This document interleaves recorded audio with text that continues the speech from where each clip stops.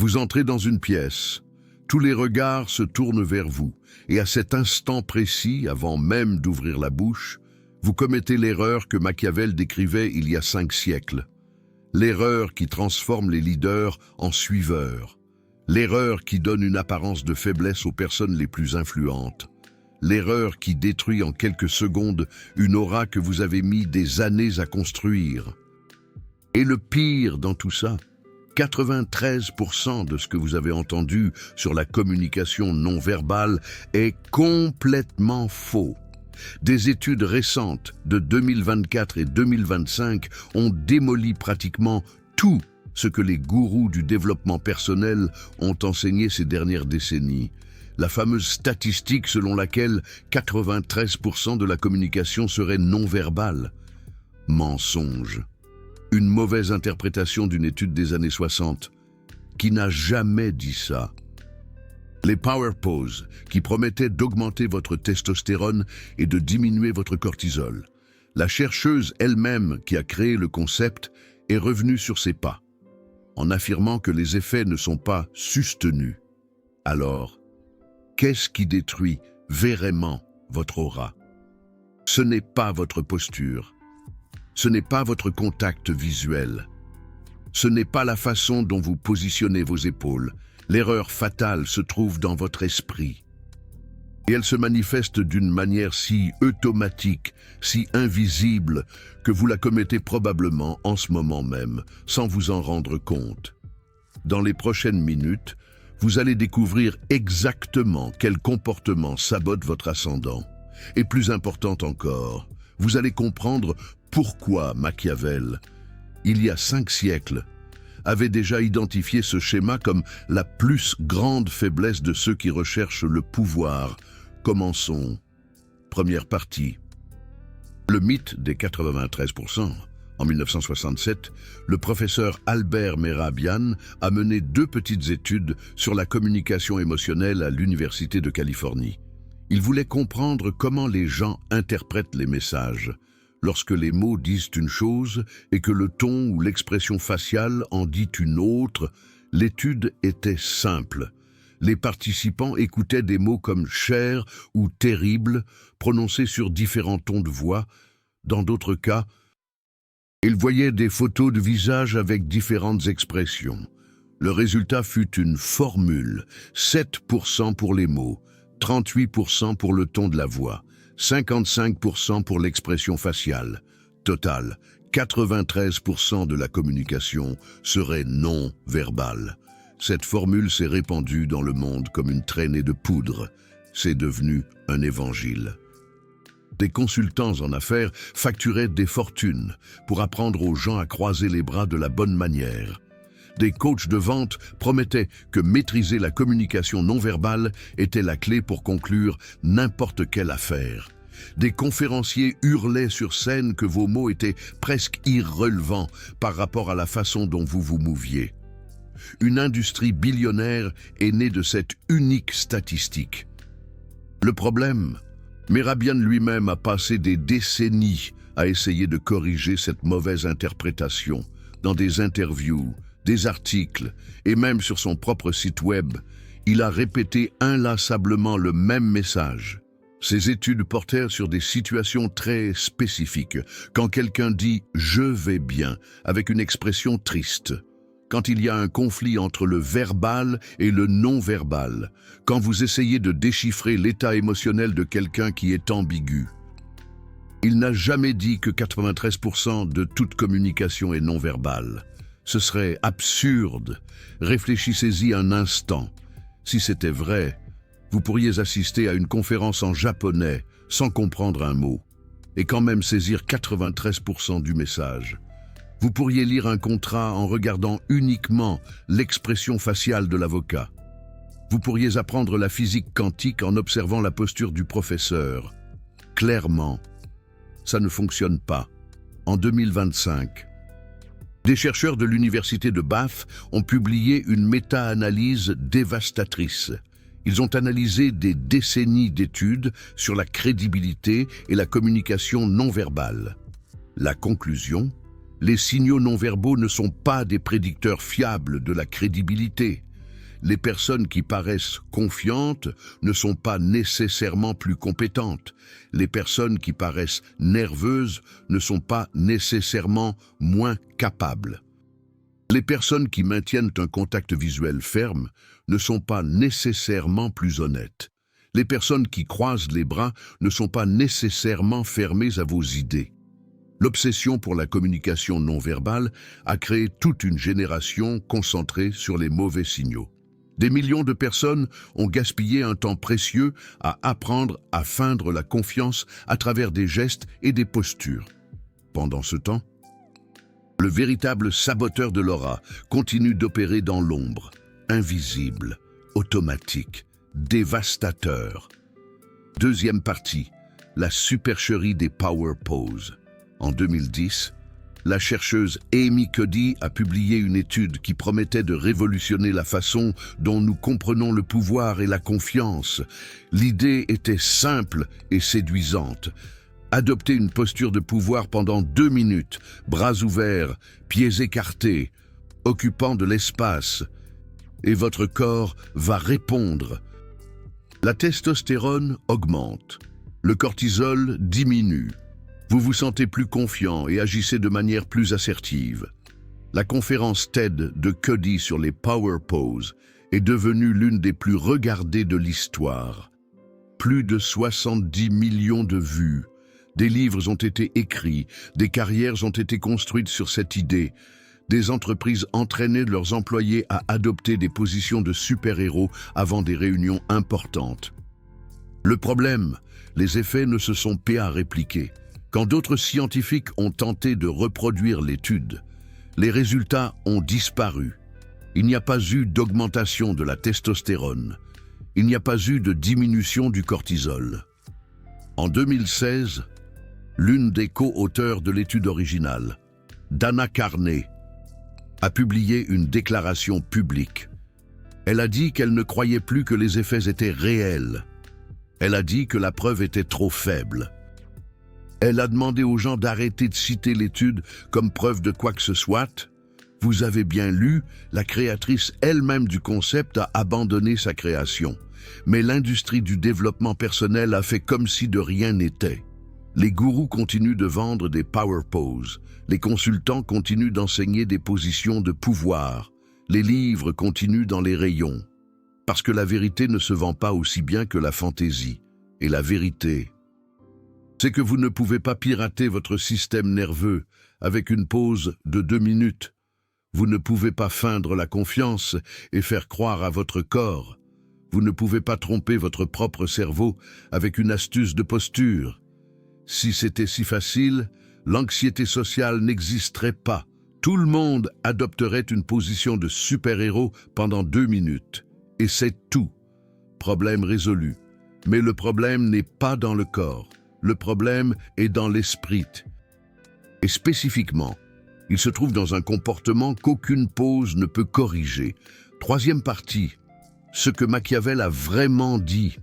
Dans le chapitre 18 du Prince, Machiavel écrit l'un des passages les plus mal compris de l'histoire de la philosophie politique. Il dit qu'un prince doit sembler miséricordieux, fidèle, humain, intègre et religieux. Mais le mot-clé ici, c'est « sembler ». La plupart des gens lisent cela et pensent que Machiavel enseignait l'hypocrisie. Faire semblant d'être bon pour tromper les autres, porter un masque, duper tout le monde, mais ce n'est pas ça. Machiavel faisait une observation beaucoup plus profonde sur la nature humaine et le pouvoir. Il a réalisé que les gens jugent par les yeux, pas par les mains.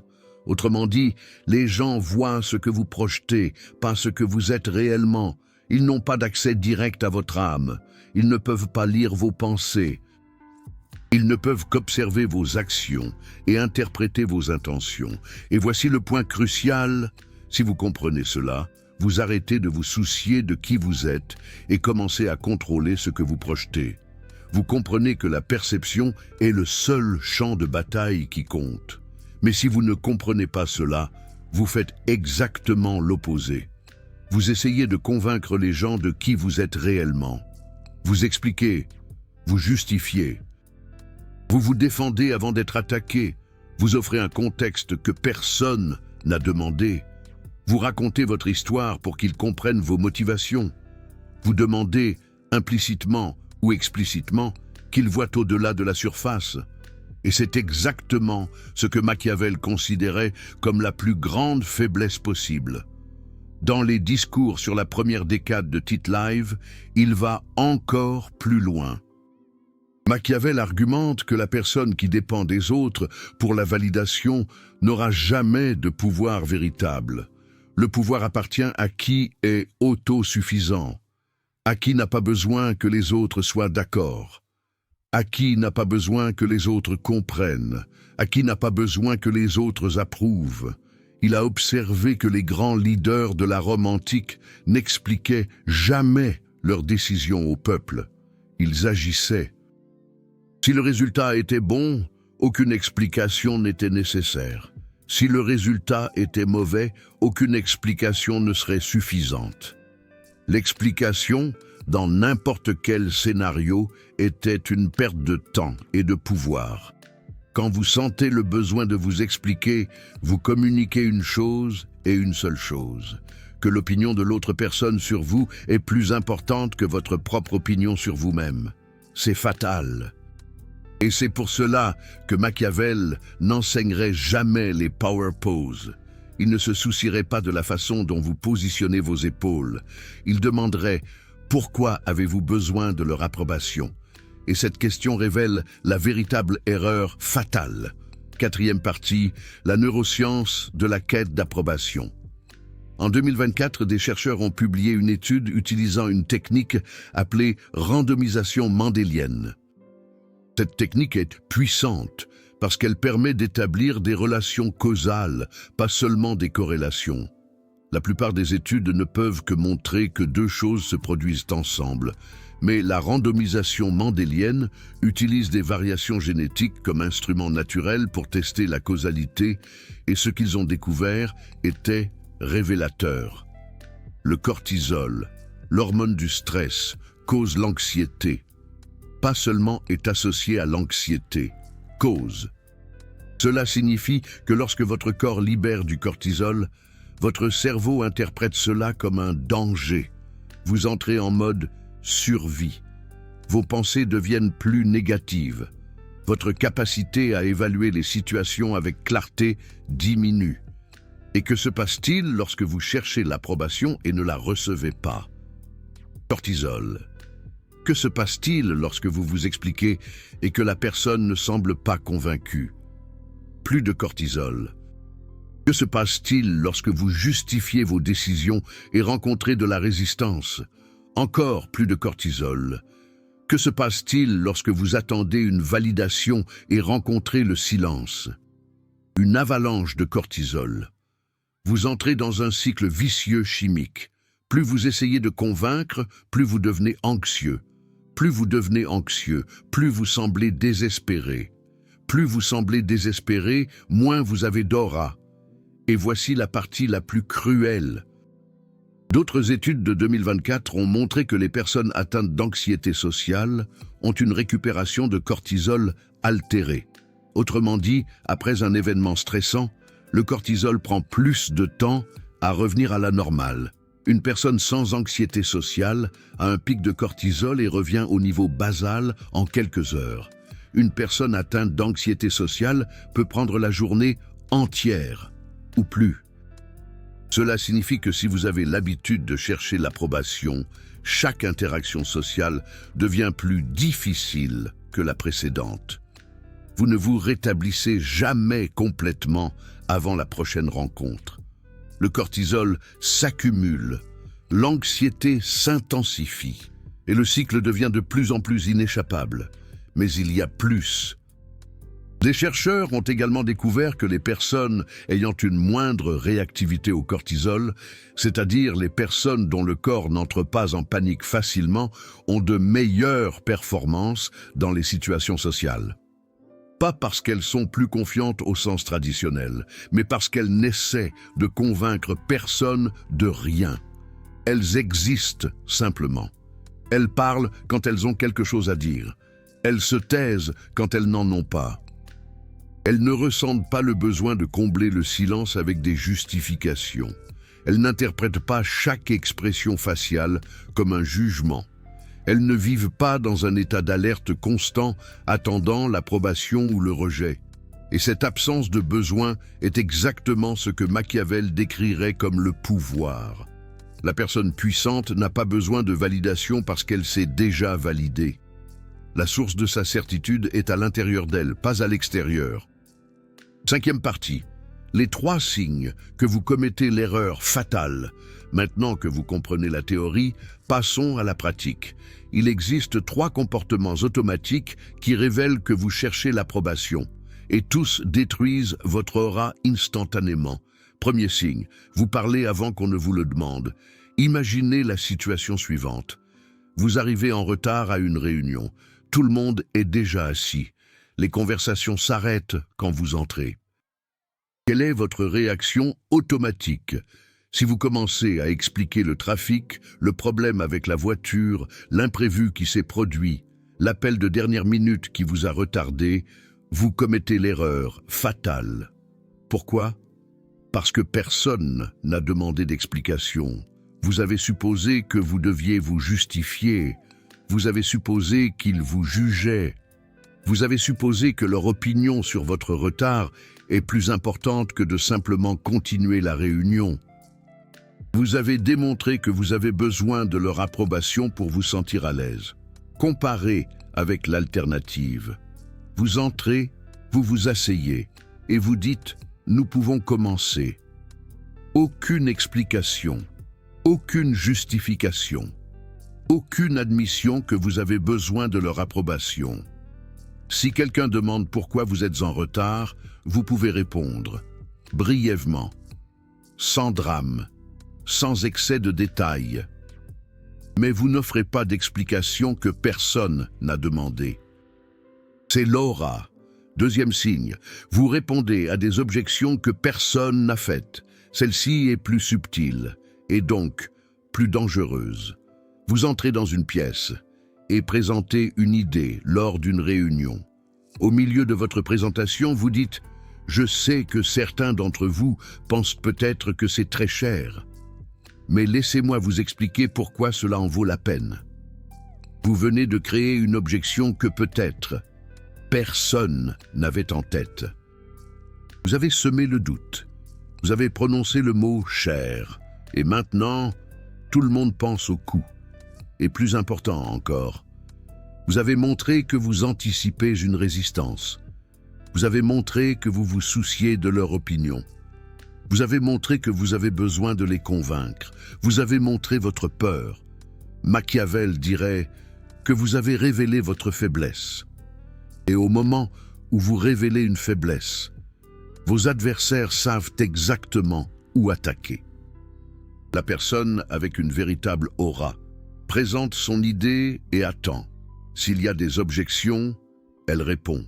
S'il n'y en a pas, elle passe à autre chose. Elle n'anticipe pas les attaques. Elle ne se défend pas avant d'être attaquée. Elle ne montre aucune peur. Elle ne sème aucun doute dans l'esprit des autres sur sa propre proposition. Troisième signal. Vous comblez le silence. C'est le plus commun et le plus destructeur. Vous finissez de parler. Silence. 1 seconde passe, 2 secondes, et immédiatement, vous ressentez l'urgence d'ajouter quelque chose. Alors, qu'en pensez-vous? Est-ce que ça a du sens? Je peux expliquer mieux si nécessaire. Je ne sais pas si c'était clair, mais l'idée est, chacune de ces phrases est une demande d'approbation déguisée. Vous dites, s'il vous plaît, dites-moi que j'ai raison. S'il vous plaît, confirmez que je ne suis pas un idiot. S'il vous plaît, validez mon existence. Et au moment où vous demandez, vous perdez. Parce que la demande révèle un besoin, et le besoin révèle une faiblesse. La personne avec une présence réelle parle, s'arrête et attend. Le silence ne la dérange pas. Parce qu'elle n'a pas besoin d'une réponse immédiate. Elle n'a pas besoin de validation. Elle a dit ce qu'elle avait à dire. Le prochain mouvement appartient aux autres. S'ils veulent parler, ils parleront. S'ils veulent te poser des questions, ils poseront des questions.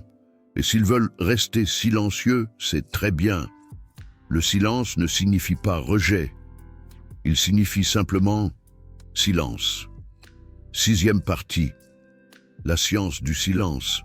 Des études en neurosciences sociales révèlent quelque chose de fascinant sur le silence. Lorsque 2 personnes sont en train de converser et que l'une d'elles arrête de parler, le cerveau de l'autre personne entre dans un état d'alerte. Le silence est interprété comme un signal que quelque chose d'important est en train de se produire. L'attention augmente, la mémoire s'aiguise, le moment devient plus significatif.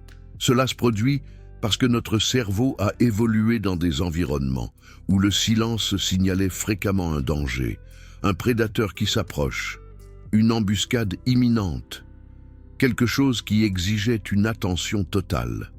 Nous avons hérité de cette sensibilité. Et c'est pourquoi les négociateurs professionnels utilisent le silence comme un outil. Après avoir fait une proposition, ils se taisent, ils n'expliquent pas, ils ne justifient pas, ils ne comblent pas le vide, parce qu'ils savent que celui qui parle en premier après un silence perd généralement. La personne qui parle en premier révèle un inconfort. Elle révèle que le silence est insupportable pour elle. Elle révèle qu'elle a besoin d'une réponse pour se sentir en sécurité, mais cela ne fonctionne que si vous n'avez genuinement pas besoin de la réponse. Si vous êtes silencieux, mais intérieurement paniqué, voulant désespérément que l'autre personne soit d'accord, cela transparaît, le silence devient tendu, pas puissant, votre corps vous trahit, vos micro-expressions révèlent l'anxiété, votre respiration change, vos yeux recherchent des signes d'approbation. Et c'est ici que nous revenons à Machiavel. Le silence puissant n'est pas une technique, c'est une conséquence. C'est la conséquence de ne pas avoir besoin d'approbation. C'est la conséquence d'être complet en soi-même. C'est la conséquence de comprendre que l'opinion des autres ne définit pas qui vous êtes. Vous ne pouvez pas faire semblant de ça. Vous devez réellement y croire. Et la différence entre faire semblant et croire. Et la différence entre paraître puissant pendant 2 secondes et être puissant pendant toute une vie. 7e partie. Le piège de l'authenticité. Il existe un mouvement moderne qui prêche l'authenticité radicale. Soyez vous-même, montrez vos vulnérabilités, connectez-vous à travers l'honnêteté, partagez vos insécurités, soyez transparent sur vos faiblesses. Machiavel aurait vomi, pas parce que l'authenticité est mauvaise, mais parce que cette version moderne de l'authenticité est en réalité une autre forme de recherche d'approbation. Quand vous vous ouvrez pour montrer vos faiblesses, qu'est-ce que vous faites réellement? Vous demandez aux gens de vous accepter malgré vos faiblesses, vous demandez la permission d'être imparfait, vous demandez une validation. Vous dites « Écoutez, je sais que j'ai des problèmes, mais s'il vous plaît, acceptez-moi quand même. » Et c'est l'opposé de la présence. La personne avec une présence ne cache pas ses faiblesses, mais elle ne les exhibe pas non plus, comme des trophées. Elle n'a pas besoin que les autres connaissent ses luttes internes. Elle n'a pas besoin que les autres reconnaissent à quel point elle a surmonté des épreuves. Elle existe simplement, complète, sans avoir besoin que les autres l'acceptent, sans avoir besoin que les autres la comprennent, sans avoir besoin que les autres la valident, sans avoir besoin que les autres ressentent de la pitié ou de l'admiration. Pour ces batailles personnelles, la différence est cruciale et vaut la peine d'être répétée. Être authentique parce que vous voulez être accepté est une faiblesse. Être authentique parce que vous ne vous souciez pas de l'acceptation est le pouvoir. La même action externe, 2 motivations complètement différentes. Et les gens perçoivent la différence, peut-être pas consciemment, mais quelque chose en eux sait, quelque chose en eux sent quand la vulnérabilité est une demande déguisée d'approbation, et quelque chose en eux sent quand la vulnérabilité est simplement un fait, sans charge émotionnelle, sans attente de réponse. Huitième partie. Comment arrêter de chercher l'approbation?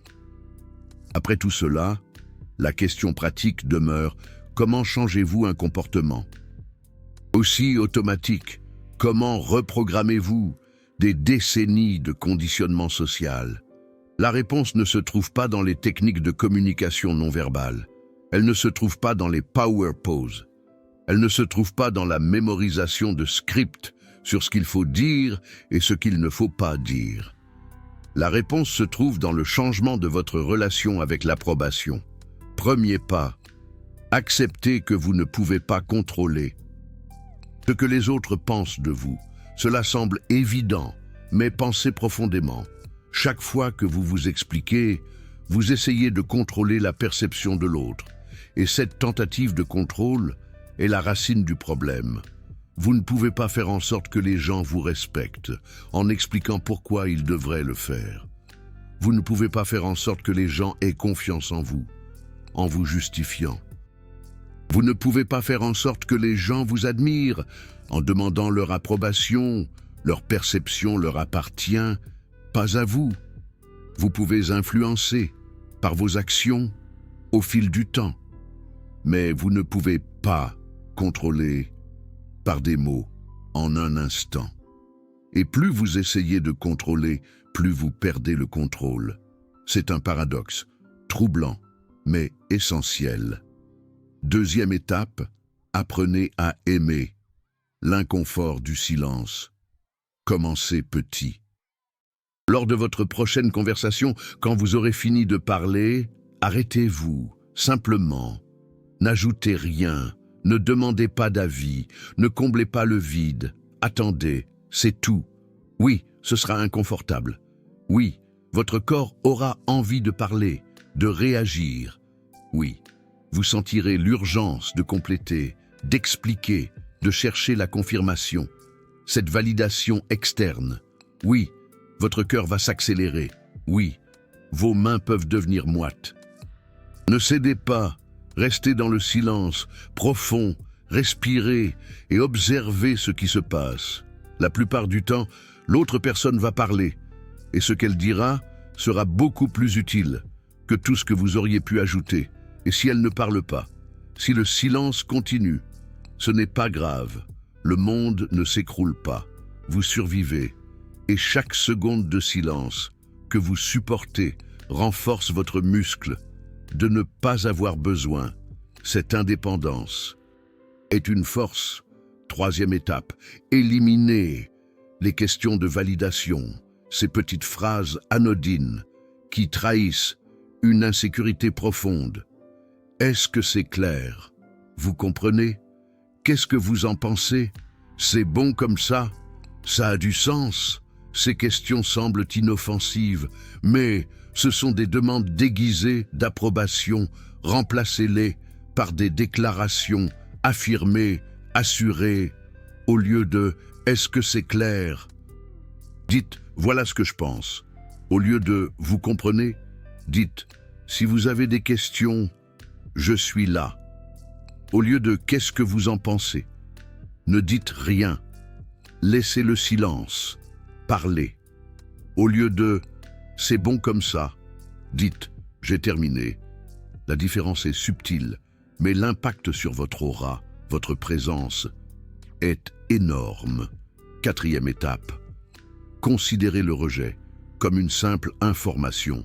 Quand quelqu'un n'est pas d'accord avec vous, cela ne signifie pas que vous avez échoué.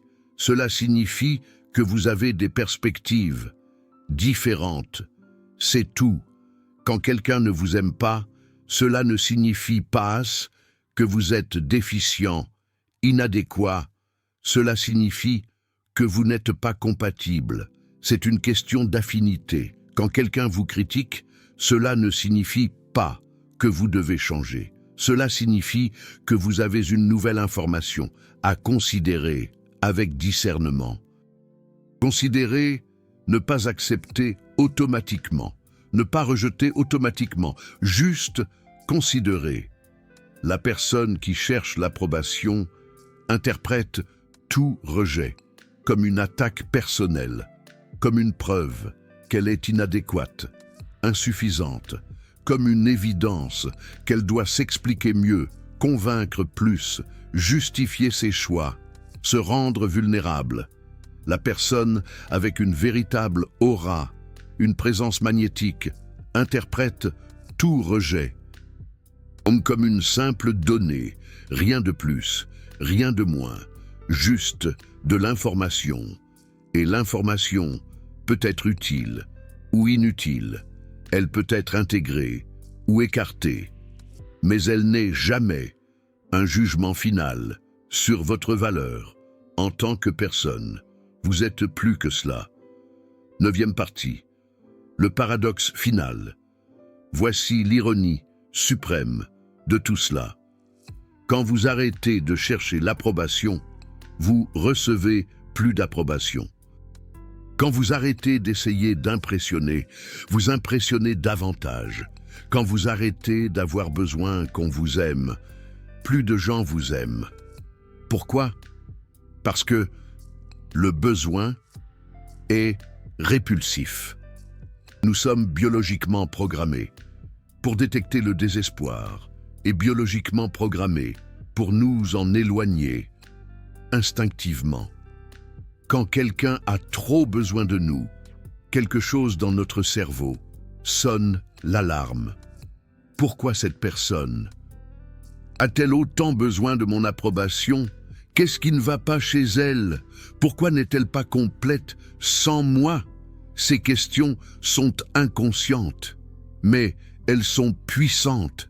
Elles créent une sensation de malaise que nous ne parvenons pas à expliquer clairement. Nous savons juste que nous voulons nous éloigner, prendre nos distances. Par contre, quand quelqu'un paraît complet en lui-même, nous sommes attirés. Qu'est-ce que cette personne a? Pourquoi n'a-t-elle besoin de personne? Qu'est-ce qui la rend si sûre d'elle? Se pourrait-il qu'elle sache quelque chose que je ne sais pas, et nous voulons être près de cette sécurité. Nous voulons absorber un peu de cette confiance pour nous-mêmes. Nous voulons qu'une partie de cette plénitude rejaillisse sur nous. C'est une quête presque spirituelle, et c'est pourquoi Machiavel avait raison. Le pouvoir ne vient pas de convaincre les autres. Le pouvoir vient de ne pas avoir besoin de convaincre qui que ce soit. Le pouvoir vient d'être complet, indépendamment de la façon dont les autres vous voient. Le pouvoir vient de comprendre que l'opinion des autres est intéressante, peut-être utile, mais jamais définitive. Elle ne vous définit pas. Conclusion. Revenons à la scène initiale. Vous entrez dans une pièce. Tous les regards se tournent vers vous. Que faites-vous maintenant? Si vous avez compris cette vidéo, la réponse est simple. Rien. Vous n'avez pas besoin de faire quoi que ce soit. Vous n'avez pas besoin de projeter de la confiance. Vous n'avez pas besoin de positionner vos épaules d'une certaine façon. Vous n'avez pas besoin de maintenir un contact visuel pendant un nombre spécifique de secondes. Vous n'avez pas besoin de sourire stratégiquement. Vous n'avez pas besoin de power pose, ces postures artificielles.